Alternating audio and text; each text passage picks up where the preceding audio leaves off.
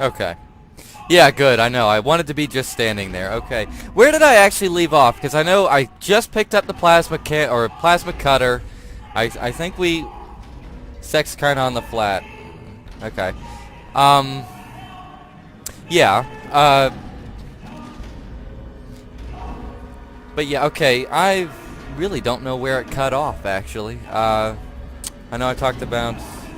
Well, let's just go on to the plasma cutter. Fuck it. I mean, we were there anyways. Thing about it though is that it's kind of an OP weapon, sort of. Yeah. Kind of an issue with it is that the game doesn't present itself as really, oh hey, here's a new weapon, please use it. Instead, it just sort of keeps you with this. You can buy new weapons at shops peppered throughout the game as you progress. But like, I never felt compelled to. This weapon kind of follows many of the major design philosophies and principles that are inherent in the game. Thank you, Redwood Studios, of prior or courtesy of EA. Specifically the limb cutting bit. Well, we're going to get to that here in probably just a quick second. But it's yeah,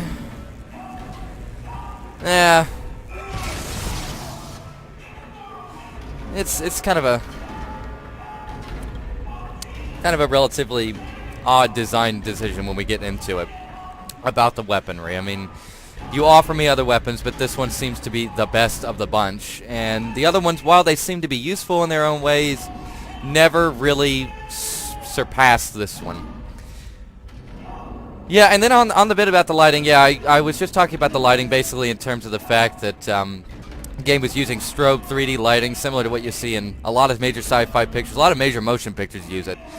Specifically those by Ridley Scott, again, filmmaker, made Alien, Blade Runner, things like that.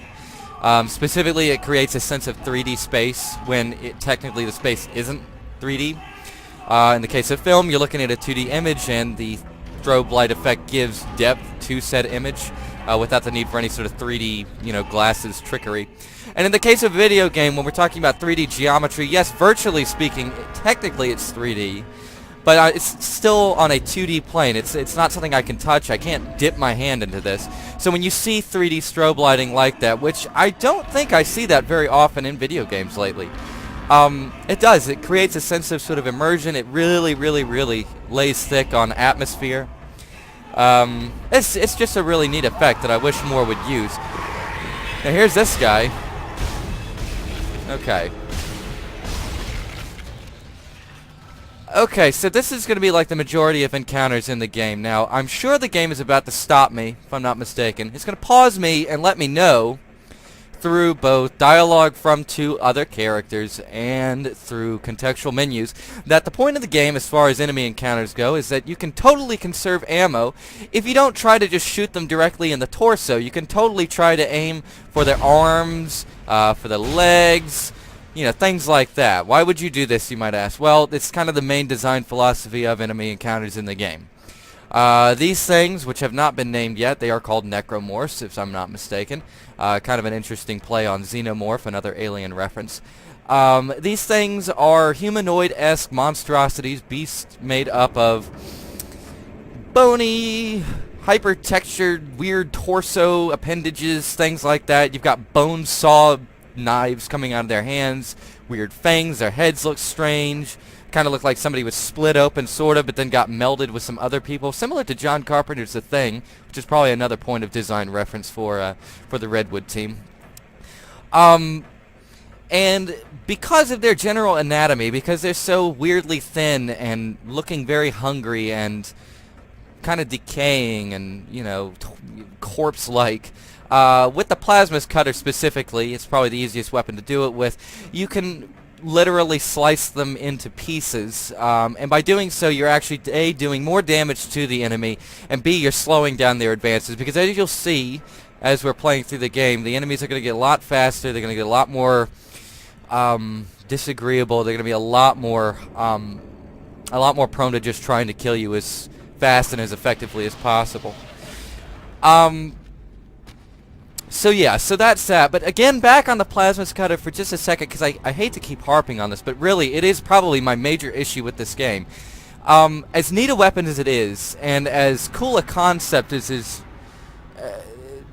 this idea of, strategic limb removal, I find that the game is kind of limiting itself from a, at least, gameplay perspective by really focusing a lot of your attention on the idea of cutting off limbs, which the plasma cutter happens to be excellent at, and in doing so kind of takes away any sort of interest, power, or relative use, as it were, of any of the new weapons that you'll slowly but surely start to unlock and encounter as you continue the game.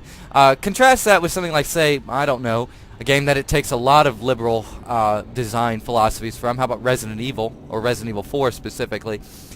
Notice that in that game you start with a basic pistol, you end up getting a shotgun fairly early in the game, then you get a sniper rifle, then you'll get larger explosive weaponry, you'll get better versions of pistol, shotguns, and sniper rifles. You'll also have options of offshoots such as TMP, automatic, automatic rifles. You'll also have, of course, the mine launcher, things like that. And none of them, while some are, how do I put this? While some are more effective than others in a general sense, you always end up having a pistol, you have a shotgun, you usually have a sniper rifle. Why? Because all three of those particular weapon variants have their specific uses throughout the game. Different contextual situations call for different weaponry. This game, you would think, would fall under the same category design-wise, since, again, it's taking quite a bit from Resident Evil 4. The general control scheme's very similar to that. The presentation's very similar to it in many respects, though there's not any QTEs as far as I'm concerned in terms of cutscenes or anything like that. It's mostly just in terms of combat. There's quite a few callbacks, really, to Resident Evil 4 in this, but it seems like, though, the designers at Redwood decided that they were going to take a lot of the visual and some design elements from Resident Evil 4 as sort of a benchmark or a starting point.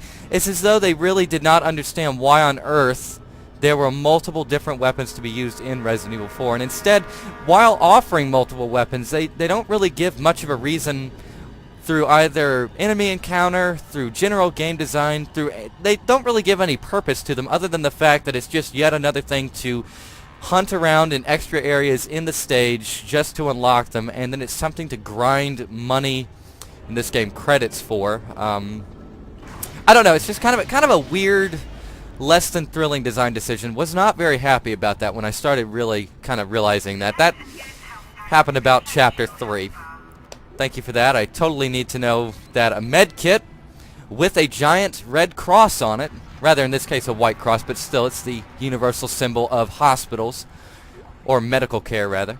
Definitely need to be reminded what a med kit is. And here we go. Audio logs, yet another thing I absolutely cannot stand. Because really, what tells the story better? Me seeing a bunch of dead bodies and blood-soaked walls and floors leading in trails to back rooms that are dark and scary? No, that doesn't tell a story, the developers seem to say. No, let's just pepper little pick-up collectibles that have little audio bits and cues that tell you things that you probably already know, like necromorphs bad, humans dying, corpses reanimating, things of this nature. Very lazy storytelling. There was at one point people thought that was a future for storytelling in games, that would be somehow more immersive and more effective.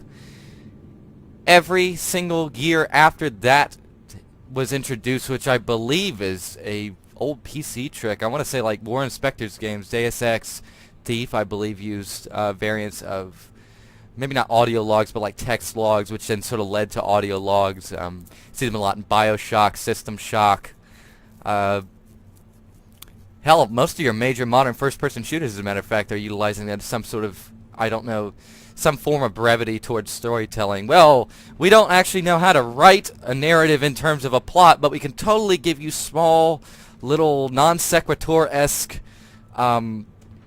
narrative threads that don't really go anywhere, but are supposed to build the world, which they don't do very well. But anyway, so we've got we got a message coming in. Getting really neat use of the HUD. I really am impressed by that. Isaac, we ran into more of them on the way over here. Are you okay? More No. what? What the hell are those things? Is that the crew? Keep your voice down. Whatever they are, they're not friendly, and half the doors Well, no. of the ship are locked because of the quarantine. And you assume they can hear you too. No, we You're have to making get- a lot of assumptions. I don't First, trust you. We gotta repair the tram system. You're crazy, Hammond. You're gonna get us all killed. If you listen to me, I will get you out of here alive. Now what's wrong with the tram? I don't know. What do you think is wrong with the tram? It's messed up. It's foobar. Totally foobar. The whole thing's foobar. There's also a broken tram blocking the tunnel that needs to be repaired. Damn it. Everything is on the other side of this quarantine. We can't reach it from here. Okay. We can't. But you can. Isaac, if I can get to the bridge, I should be able to access the personnel files. You fix the tram, and I'll help you find Nicole. Okay. Right on. Okay, so back. Really irritating too. They actually add audio on top of this dumb menu. In some cases. Now, back to the plot for a second, because I know I mentioned it wasn't really much to talk about. It really isn't. It is probably one of the most hokey, generally cliche. I mean, it's basically every single trope and stereotype imaginable in a sci-fi setting such as this that you could throw at it. It does nothing particularly new to further the genre, move things forward. It's pretty rote. Basically, long story short, Isaac Clarke gets a distress signal call from his, I guess, girlfriend, fiance, Nicole, I think her name is. I don't know. She's kind of a throwaway character at this point. She going by as far as I've gotten in the game, she really seems to have very little standing or effect on the plot or any of the characters for that matter, including Isaac Clarke, our standard silent protagonist. Another unfortunate trend in modern game design, unfortunately. Thanks Half-Life 2. One game does it well, and then every game's going to do it until all of a sudden you realize everyone's mute. In the case of this game, though, we have this distress signal from Nicole, whatever her name is, his girlfriend, Isaac's girlfriend, or fiance, or significant other. Distress signal, she's obviously upset, under duress, etc. So Isaac Clarke and this sort of small team of some security detail guys, a couple of pilots, a scientist for some reason, and of course Isaac the engineer, the one guy I guess who could fix things. They're coming in to, I guess, figure out what's going on this big old ship called the Ishimura. Yet another kind of odd roundabout reference to Alien. The Ishimura, I'm not entirely sure. I have to look that up. I believe Ishimura refers to, it's either a person or a particular maybe a book or a particular story, I forget, but it is a sort of over-the-top, very vaguely alien, very foreign name. Ishimura, I believe, is of Japanese, it is of Japanese descent as far as that name and nomenclature go, which is kind of a weird reference to Alien in the sense that the ship in Alien was referred to as the Nostromo. Also, you could argue it could be a odd reference also to the fact that I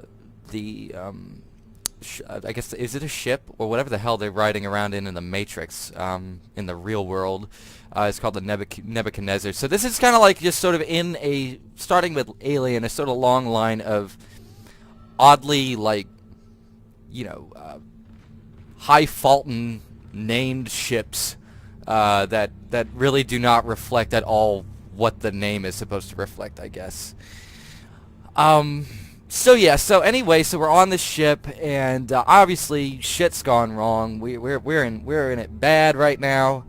And these two apparently are the only survivors beyond Isaac Clarke. Big shock here, because we were the only three named in the little intro splash page. Hint, hint. And so now it is our job and duty apparently to, I don't know, it kind of straddles the line. Sometimes we're trying to fix the ship, sometimes we're trying to get off the ship, and sometimes we're constantly reminded that our girlfriend is still somewhere on the ship, which I think is a absolute load of crap and probably a big-ass MacGuffin, but that's just me. I feel like, I think as a framing device it's kind of interesting, and had they played around with it a bit more, probably would have been really cool. I mean, you could have argued that, well, Isaac Clarke, he's like a low-level engineer and somehow talked his way onto this particular engineering repair mission because the place he's going happens to have his girlfriend and he hasn't seen her in like 10 years, and maybe they're kind of estranged and haven't seen each other in quite a while, and maybe they're like a divorced couple or something. Like, that already would have been a hell of a lot more interesting, but I'm sure there's plenty of focus groups that would disagree with me on that and say that's just too much. That's too mature. That's too mature. It's amazing how a plot concept that should only give you maybe a teen rating would immediately, like, make everyone kind of bored, but then, like, you know, as long as you're shooting and cutting things in half, that's okay. Also, too, actually, funny little details here. I like this sort of odd design element of the vending machines here. I remember when I first ran through this room, and I'd see them fairly regularly throughout the game. You can't do anything with them. I mean, they're just static 3D objects, but I just kind of, again, I like the way they're designed. It's very utilitarian.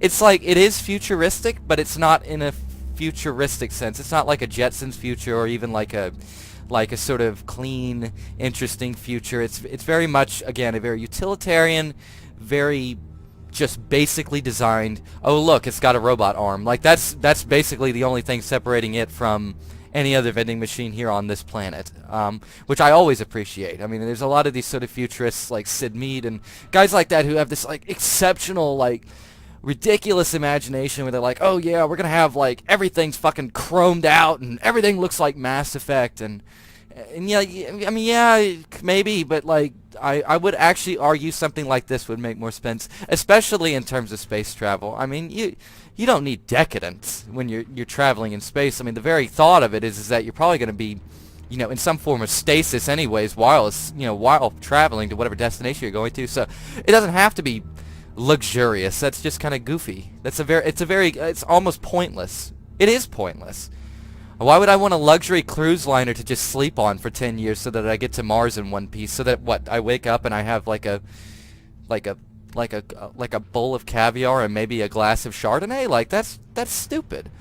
Whereas something like this, as murky and as sort of depressing as it may seem from a visual perspective, technically makes a heck of a lot more sense because, again, we're just using this as a delivery vessel, if anything. I mean, yes, the Imshimura is technically a what do they call it? A planet cracker or something like that. It's basically a mining ship, you know, like a deep space mining facility slash giant boat, essentially. It grabs cargo, it deposits cargo, etc. That's all it does. And the people on board really are designed to do that. They research the cargo, they'll actually mine, they'll do all that. They don't have really much use for a luxury cruise, right? They might like it, but again, it really doesn't make much sense. Just sort of an interesting little, I guess, rant about futurism in sci-fi, as it were. And of course, one last thing to mention too, you can't mention anything like that without mentioning the fact that technically Ridley Scott did that in Alien as well. That was one of the main design conceits of the film, based around both the screenplay, which was written by what was his name? Dan O'Bannon, and of course the general visual design elements that were kind of, you could argue the cinematographer and H.R. Giger obviously had a hand in it, and most certainly they did, but it was very, very much dictated in quite a big fashion by Ridley Scott. His particular storyboardings, his very specific design elements, etc. I think you'll find, actually, we're going to be mentioning Ridley Scott quite a bit throughout this replay, or rather this play, this Let's Play, this extended play, however we want to look at it.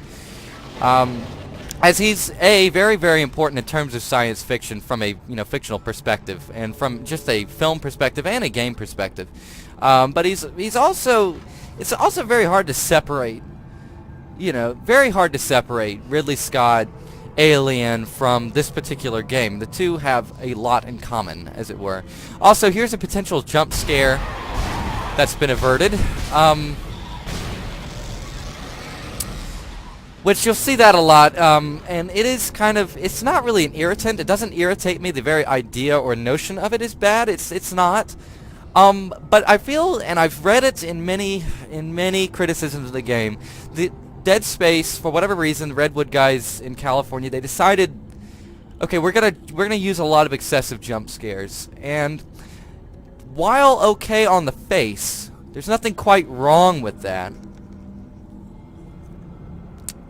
What transpires, what actually is caused, what issue is caused there is that eventually you start to catch all the little tells that let you know that, oh no, a jump scare is coming. Whether it be random corpse on the ground that I know wasn't there 10 seconds ago, or, you know, oh hey, look, there's a vent that just happens to be right next to the door that I happen to have my next objective through. I bet something will pop through there. Eventually you start to become ostensibly smarter than the game designers while playing. It's actually an interesting trope of horror films, especially when watching in a theater, or watching them in a theater. But I'm noticing it very often throughout this game. As a matter of fact, you see it quite often. This conceit where, from just a design element perspective, you'll say, well, I know what this means, you know, oh, I've seen that before, I know exactly where this is going to lead. This is Benson, Tram Engineering. We go, another audio log. Smith killed one. Listen, forget about shooting him in the body. You gotta cut off the limbs. Grab a cutter, anything like that. Cut them apart.